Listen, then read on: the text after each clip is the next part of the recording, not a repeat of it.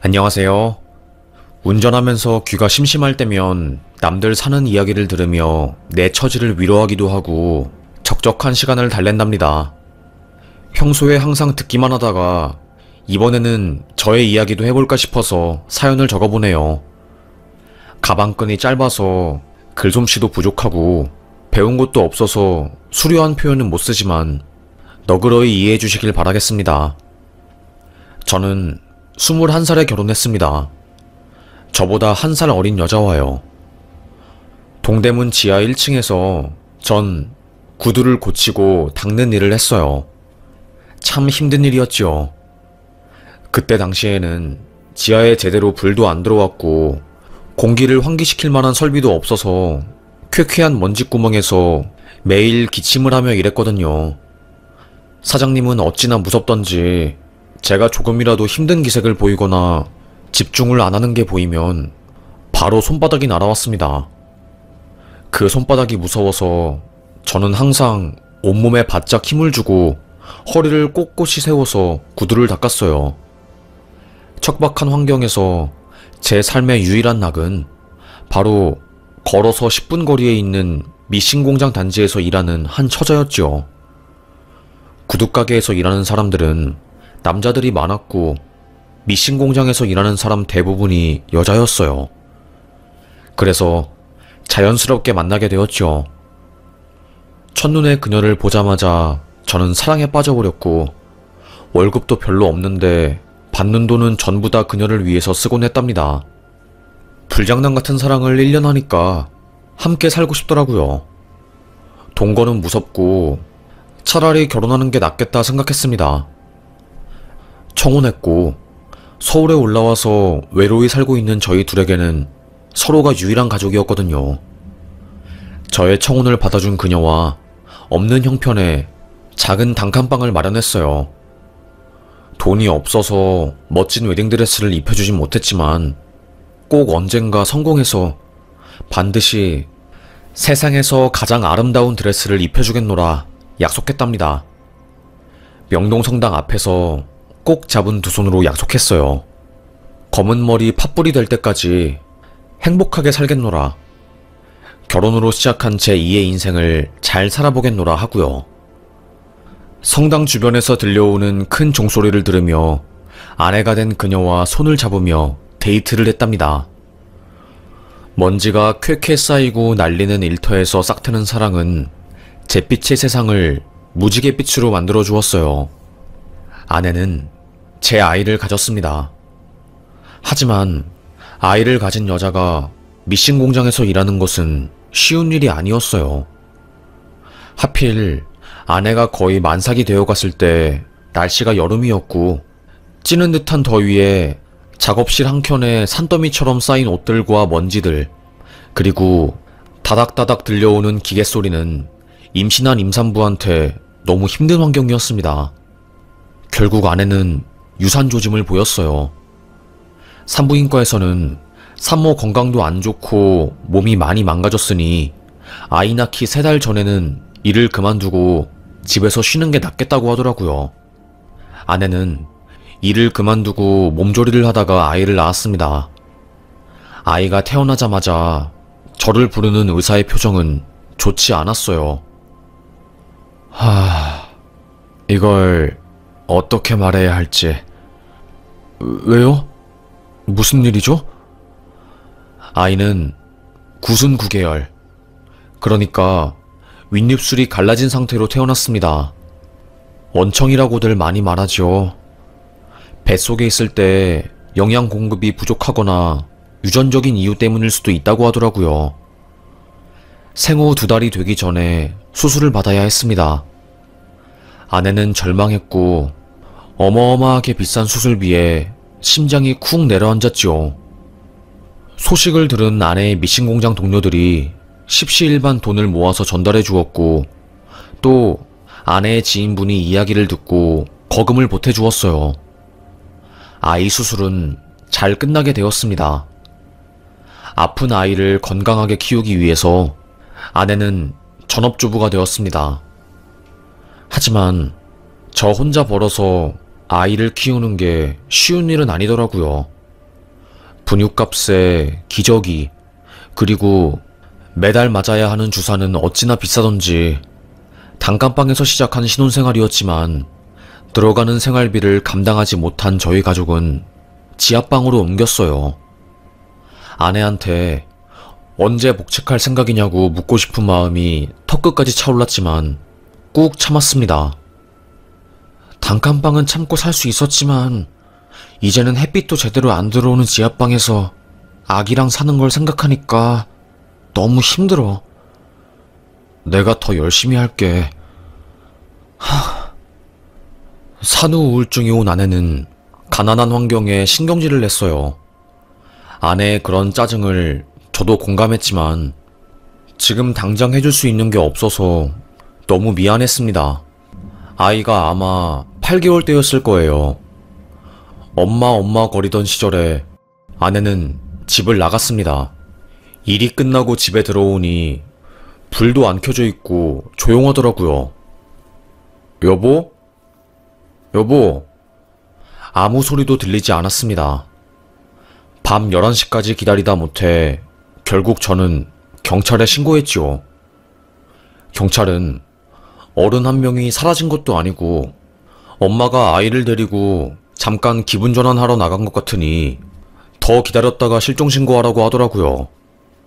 그 말도 틀린 말은 아니었습니다. 그래서 저는 기다렸어요. 아내가 돌아오지 않으니 불안했던 저는 수소문해서 아내가 있는 곳에 찾아가게 되었습니다. 아내의 행방을 알려준 사람은 미싱공장 영숙이었어요. 영숙이는 아내의 가장 친한 친구였거든요. 이거 말하면 안 되는데. 미숙이한테 남자 생겼어요. 미숙이가 힘들게 아이 키우는 걸 알게 된 아저씨가 이것저것 많이 도와줬나 봐요. 뭐? 그게 무슨 소리야, 영수가?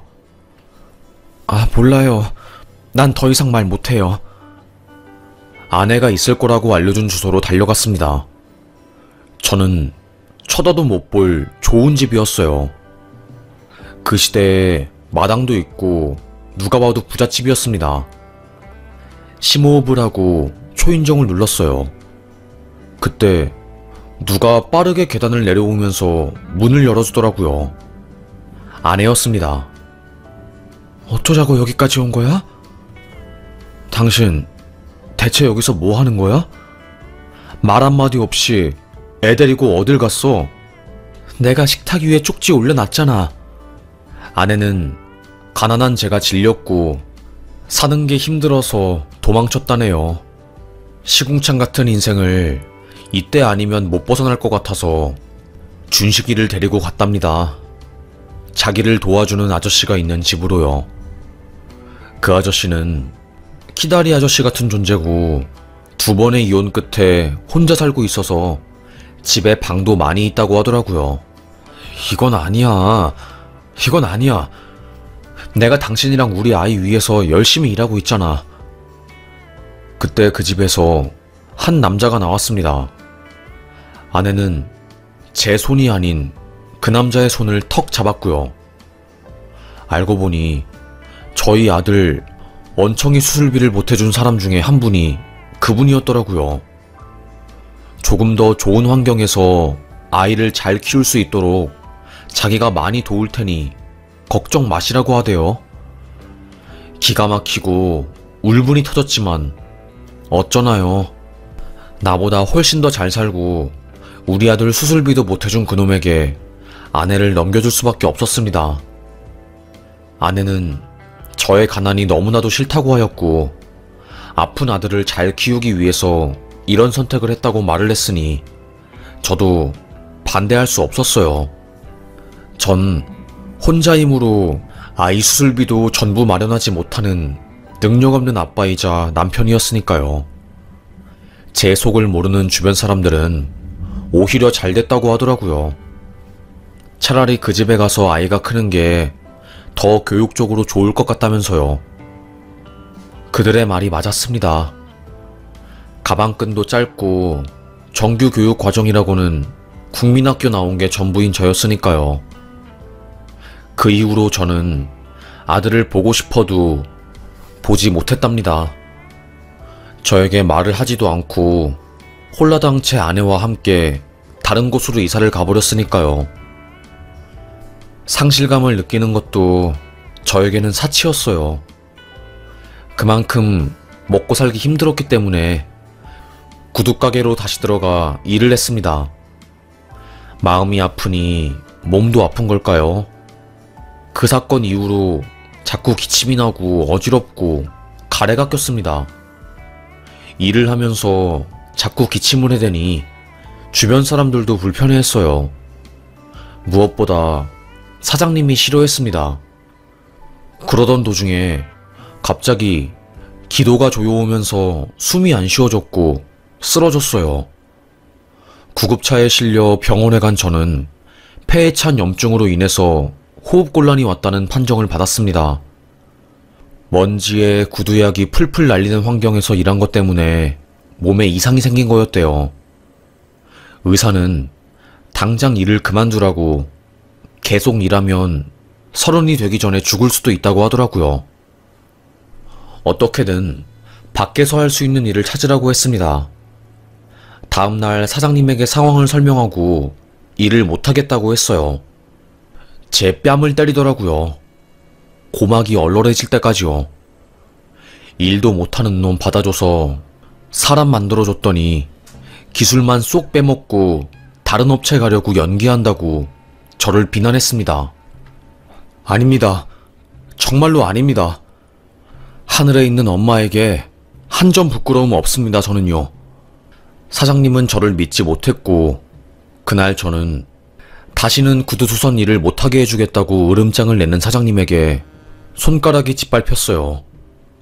일은 관둘 수 있었지만 손이 망가져서 동일업계에 2번 다시 발들이지 못하게 되었답니다.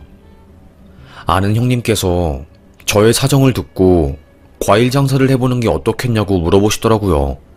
고속도로나 휴게소에서 과일 팔면 꽤 쏠쏠하게 돈을 벌 수 있다고 하면서요. 먹고 살기 위해서 뭔들 못하겠습니까? 그 형님을 통해서 트럭과 과일 유통망 지인들과 연결이 되었고 그 당시에 가장 인기 좋고 수입 잘 되는 파인애플을 떼와서 팔았어요. 장사하다가 서러울 때면 아들이 보고 싶었지만 찾을 수 있는 방법이 없었어요. 그래서 바쁘게 일하면서 생각을 지워버렸죠. 한 5년 정도 일했을까요? 살림살이도 조금씩 나아지고 입에 풀칠할 수 있게 되었습니다. 여느 때와 다름없이 장사를 하기 위해서 시식용 파인애플을 잘라서 모 휴게소에 트럭을 끌고 갔어요. 파인애플 맛 좀 보세요. 참 달아요. 어디 가서 이런 가격에 이런 과일 못 삽니다. 평일이라서 그런지 사람들이 없더라고요. 저 멀리서 썬팅을 짙게 한 자동차가 보였습니다. 문을 똑똑 두드린 뒤 시식 좀 하라고 이쑤시개에 과일을 꽂아서 건넸어요.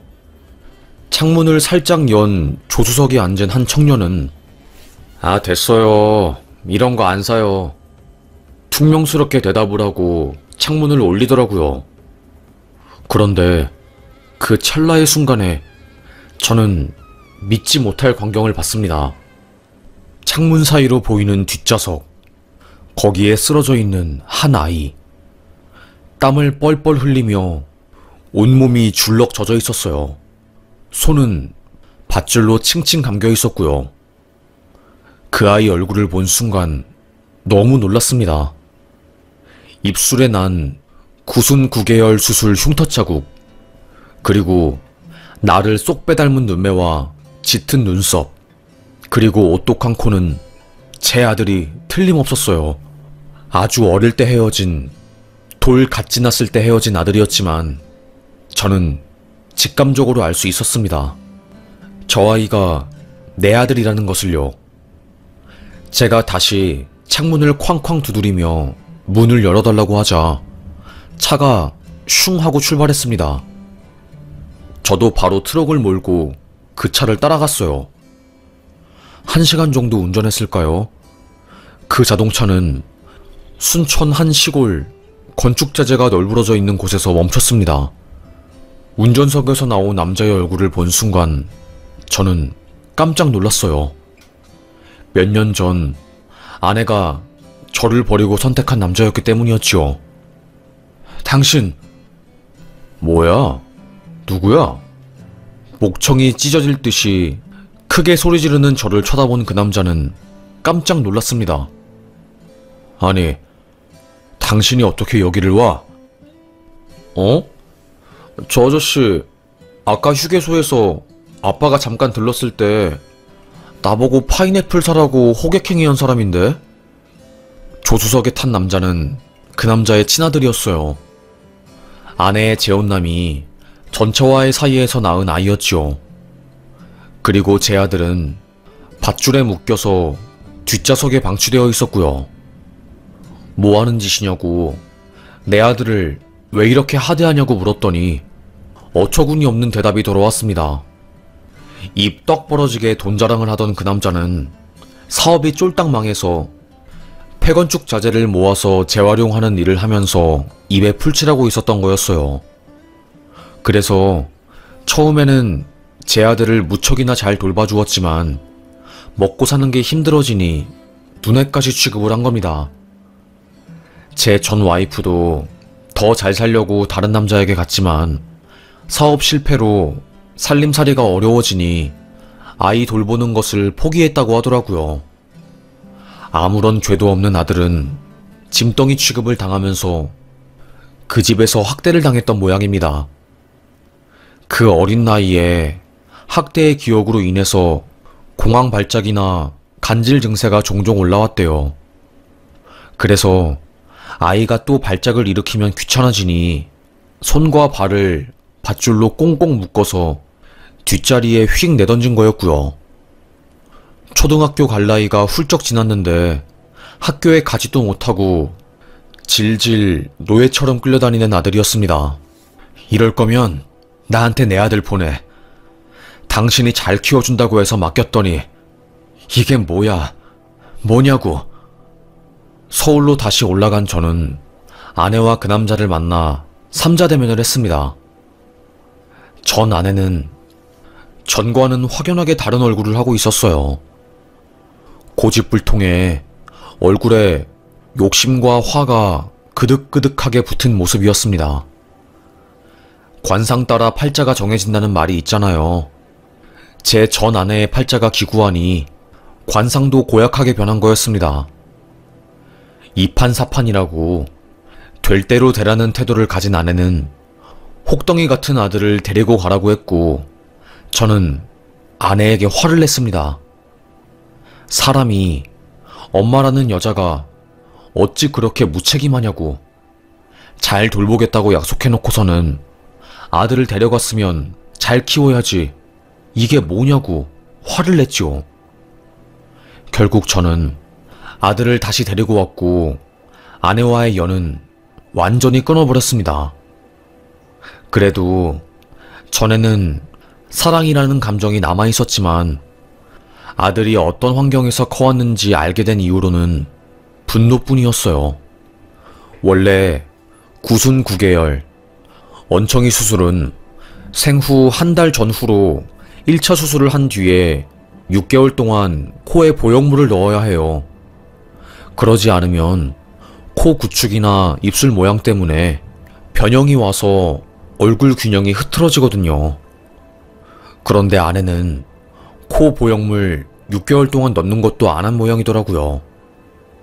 대학병원에 가서 진단을 받아보니 의사는 아이고 원래 이 수술은 이비인후과랑 성형외과랑 협진을 해서 환자가 초등학교에 들어가기 전에 2차 수술을 해야 합니다. 본격적으로 사회활동을 하기 전에 입술 흉터랑 모양 교정을 다시 해야 하는데 마무리 수술이 안 되어 있어요. 있는 돈 없는 돈을 다 털어서 늦었지만 뒤늦게 아들 입술 수술을 했어요. 그리고 정서적인 학대로 인해서 언어 발달이 느리고 실어증이 오기 직전이었던 아들은 언어 치료를 시작했습니다. 다행히 준식이는 조금씩 아빠인 저에게 마음을 열었어요. 갓난 아기 때 마주하고 다시 볼 수 없었던 저희 부자는 기적적으로 상봉하게 되었지요. 기계처럼, 쳇바퀴처럼 파인애플을 팔았던 저는 아들이 제품으로 돌아온 이후로 달라졌습니다. 조금 더 활기차게, 긍정적으로 아들을 위한 인생을 살았어요. 언어치료사가 저에게 그러더라고요. 아이가 참 똑똑하다고. 말은 느리지만 언어 노출이 점점 많아지니 습득력도 빠르고 다른 애들보다 인지 능력도 좋다고 했어요. 정말로 준식이는 중학교, 고등학교에 올라가서 뛰어난 학습 능력을 보였습니다. 저도 그렇고 준식이 친엄마도 그렇고 가방끈이 길지 않거든요. 배운 사람들이 아니었어요. 저도 학력이 좋지 않아서 늘 창피하였고요. 아들이 저의 그런 결핍을 채워주니 참 좋았고 미안했습니다. 책을 읽는 게 취미인 준식이는 의학 서적도 어린 나이에 곧잘 읽더라고요. 한번 담임선생님께서 학원 한 번 안 보내는 걸로 아는데 어찌 이렇게 공부를 잘하냐고 묻기도 했어요. 고등학교에서도 3년 내내 전교 1등을 한 아들은 의대에 진학했습니다. 성형외과 의사가 되고 싶다고 하더라고요. 본인 구순 9개월로 인한 입술 흉터 때문에 스트레스가 많았는데 수술로 인해서 많이 좋아졌으니까 본인도 의사가 되어서 고통받는 사람들을 치료해주고 싶다고 하면서요. 힘든 환경 속에서도 아빠가 해준 것도 없는데 묵묵히 공부한 아들은 대학에서도 내내 장학금을 받을 정도로 우등생이었습니다. 레지던트를 끝낸 아들은 병원에 남아서 전문의 자격까지 땄습니다. 아들 의대 동기들은 전문의 따고 개원을 하는데 아들은 대학병원에 남아서 더 공부를 하겠다고 하는 겁니다. 준식아, 너도 개원해서 돈 많이 벌고 편하게 일하는 게 낫지 않겠니? 아니야, 난 여기가 더 좋아. 돈에는 욕심이 없어 보이는 아들이었습니다. 물론 개원하면 월급 받는 것보다 많은 돈을 벌 수 있겠지만 돈보다는 다양한 환자를 보고 치료하는 게 더 뜻깊다고 하더라고요. 본인이 의사가 된 것도 돈 때문이 아니라 누군가에게 도움을 주기 위해서라고, 그 가능성을 더 높일 수 있는 곳이 대학병원이라고 하면서요. 참 아빠보다 더 성숙하고 마음이 깊은 아들이었습니다. 아들은 모교에서 석사를 따고 박사를 미국으로 가서 딴 후에 자대병원에 외래 교수로 임용이 되었다가 성형외과 조교수로 발탁이 되었어요. 정말 경사였지요. 한동안 너무 기쁜 나머지 제가 몰고 다니는 파인애플 트럭에 현수막을 걸기도 했답니다. 우리 아들 성형외과 교수 됐다고요. 가방끈 짧은 저에게 아들의 성공은 무척이나 자랑스러웠어요. 준식이는 머쓱해하면서 대단한 거 아니라고, 남들도 다 열심히 사는데 교수 된 게 특별한 것도 아니니까 현수막 내리려고 하면서 겸손해했지요. 그렇게 아들은 병원에서 열심히 일을 하면서 자신의 본분을 다하는 삶을 살았고 저도 마찬가지였어요. 아들한테 손 벌리기 싫어서 건강이 닿는 곳까지는 최대한 일하려고 했죠. 그러다가 전 아내의 오랜 친구이자 제 지인인 영숙이를 잠깐 만나게 되었어요. 영숙이는 전 와이프와 20년 전 미싱 공장을 함께 다닌 동료였거든요. 오빠, 그거 몰랐어? 미숙이 그 남자랑 헤어지고 지금 엄청 아프대. 재혼한 남자 사업이 망하니까 그 남자가 미숙이 엄청 때리고 난리도 아니었댄다. 도망가지도 못하고 잡혀 살다가 얼마 전에 이혼했다는데. 아들을 방치한 아내에 대해서는 분노라는 감정밖에 남아있지 않았어요. 그래서 지금 그녀가 어떤 상황인지는 저에게 큰 관심거리도 아니었고 궁금하지도 않았습니다. 아프든가 말든가 알아서 할 일이었지요.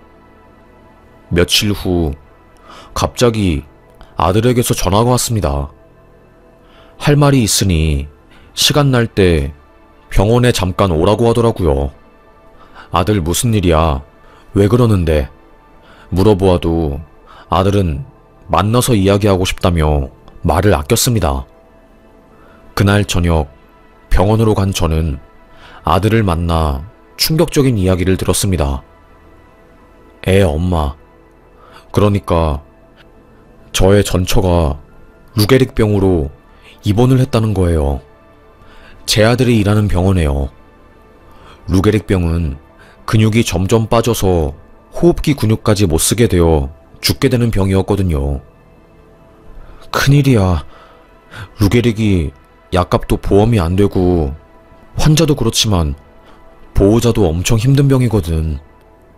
지금 엄마를 돌봐줄 사람이 없다네. 아저씨랑 엄마는 이혼했고 모아둔 돈도 없고. 그래서 말인데, 자기 병원에 입원한 엄마니까 본인이 돌보겠다고 하는 겁니다. 저는 화가 났어요. 돈 없다고 너 엉청이 수술도 안 해주면서 방치한 여자가 뭐 좋다고 간병까지 하냐고 그러지 말라고 말렸습니다. 아들은 어쨌든 날 낳아준 엄마잖아. 매정하게 인연을 끊는 것도 못하겠고 그런 걸 원하지도 않고. 새아빠한테 맞을 때도 밧줄로 묶일 때도 한 번도 편을 들어주지 않은 엄마였지만 아들은 그런 엄마를 비난하지 않았어요. 그렇게밖에 할 수 없는 피치 못할 사정이 있을 거라고 하며 이해해 주었지요. 아빠인 저만 얼굴에 열이 올라서 시익시익거리며 화낼 뿐이었습니다. 결국 아들은 엄마의 보호자가 되었습니다. 병원 일이 끝나고 나서 애엄마의 병실에 가서 상태를 살피고 수액도 확인하고 근육 운동도 도와주었지요. 와이프는 아들 얼굴을 볼 때마다 울었습니다. 처음에는 미안하다고, 이렇게 늙은 후에 너에게 도움을 받으니 그동안 못해준 게 미안해서 너무 창피하다며 펑펑 울었지요. 하지만 시간이 지날수록 애엄마의 얼굴 근육은 점점 굳어갔고 눈에서 눈물만 주르륵 서글프게 흘릴 뿐이었습니다. 그 모습을 보니 저도 마음이 참 복잡하더라고요.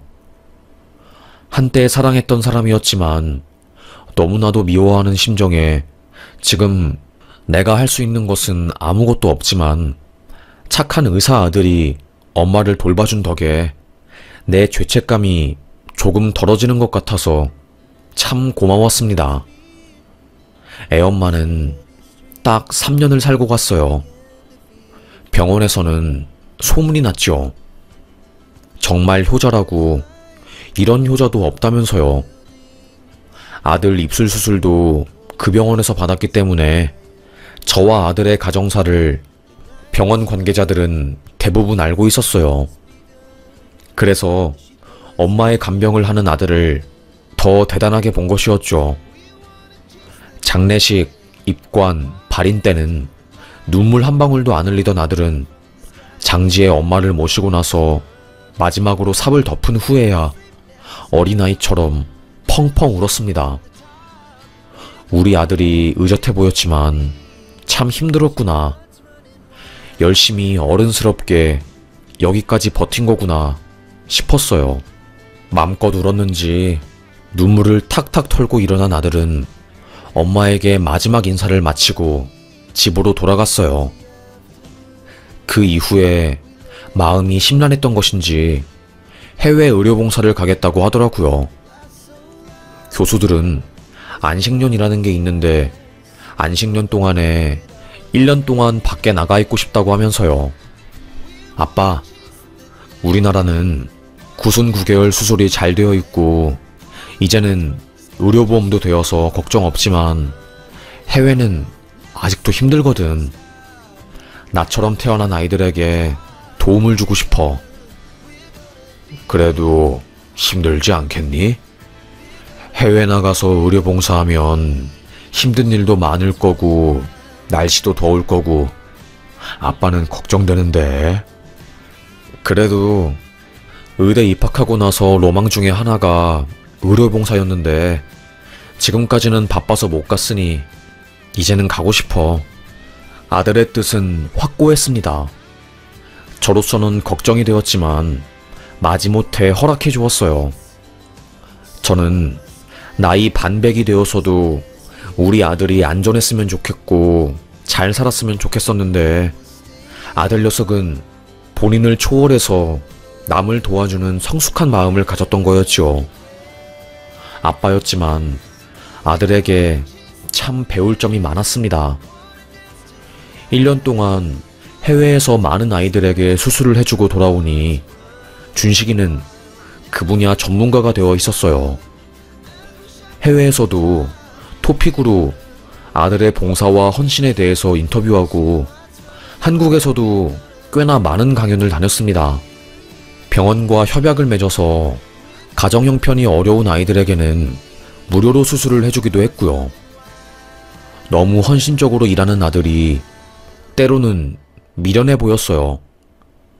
그런데 아들이 경미한 교통사고를 당해서 입원해 있을 때 전국에서, 아니 전 세계에서 날아온 편지와 선물을 본 저는 생각이 완전히 바뀌어 버렸습니다.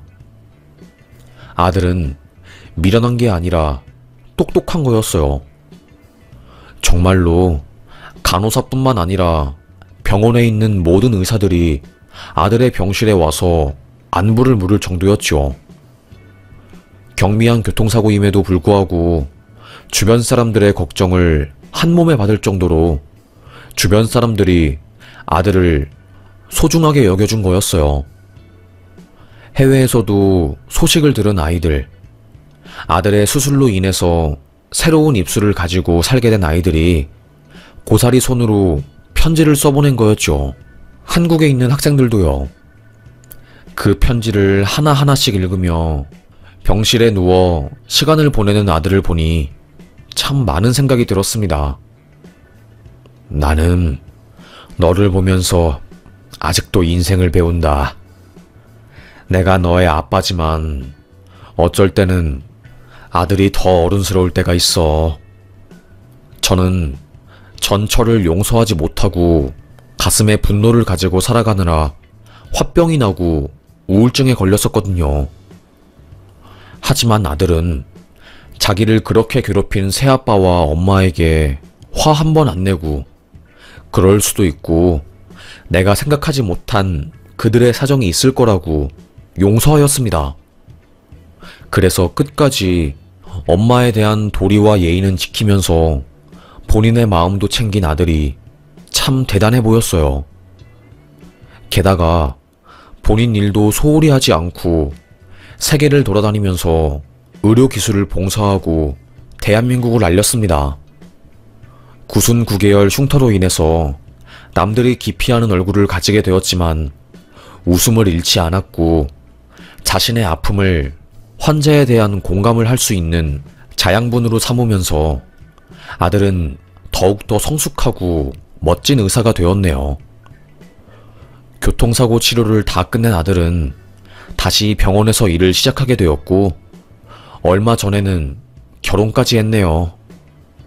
얼굴에 있는 흉터 때문에 평생 결혼하지 못할 거라고 생각했지만 아들의 인성을 알아준 같은 대학병원 이비인후과 전문의와 이쁜 연애를 2년간 하다가 결혼에 골인했습니다. 얼마 전에는 손녀딸까지 보게 되었네요. 손녀딸은 아빠 엄마를 닮아서 너무나도 싱그럽고 어여쁜 아이예요. 요즘은 과일 트럭을 하면서 손님들에게 눈에 넣어도 아프지 않을 똥강아지 같은 손녀딸 사진을 보여주며 자랑하는 맛에 살아간답니다. 동대문 반평 지하방에서 얻어맞으며 구두방에서 일할 때만 해도 저에게 이렇게 행복한 일이 벌어질 줄은 상상도 못했는데 말이지요.